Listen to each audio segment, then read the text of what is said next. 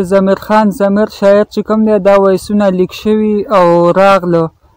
تاسو دا واورئ بیا پې خبرې کوو. الله مې د قسمې چې ځمکه ولا خرصوم ځان ورله د چا سره ګاڼه کومه ما دی والي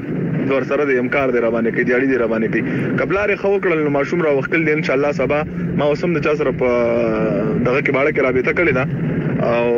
انشاءالله که زندګي وه هغه به راته سهار میسج راکوي نو بس یې به واده اورېده مټه سوه دا ګټې ټول عمر خلک نه کوي تاوان هم پکاري او نه په دغې باندې مونږ څوک ته مونږ ته اډو ښه ونه وایي ښه ټیک ده که نه خو انشاءالله که زندګي وه نو سهار به راسره بیا کانټیکټ کوم ما د لمبر ویلی دي چې لمبر راغی بیا ته ستا پیریان هم خلاص دي بیا به راکاږو بس یو شپه دوه درې به ورته پراته وي خو دغه یخې یخنۍ ته په مونږ باندې هېڅ نه کېږي واده اورېده هېڅ چل هم راباندې نه کېږي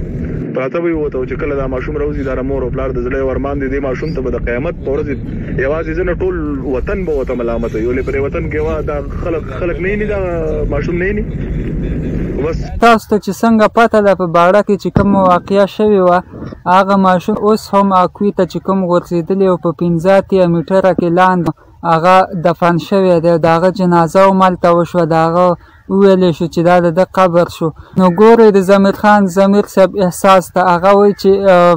دا به زه راوباسم که زه ټول جایداد هم خرڅ کړم کور به هم خرڅ کړم په خپل سر به هم پیسې راوالم خو که د دوی مور او پلار اجازت راکړه مطلب سبا به کنفرم پته لګي نو دا به زه راوباسم چې په هر قانون باندې دې ته لکه ګوره وایي د انسانیت جذبه ټولو پښتنو ته وایم چې داسې خلک سپورټ کوي چې کم د پښتنو سره داسې بې کچه مینه لري چې هغه وایي زه خپل کور خرڅولو ته هم تیار یم لکه تاسو دغه وایسونه واورېدو نو یار ضمیر خان ضمیر صاحب تا ته خو زما په دواړه لاسه باندې سلام ستا جذبې ته سلام ډېره مننه ملګرو ویډیو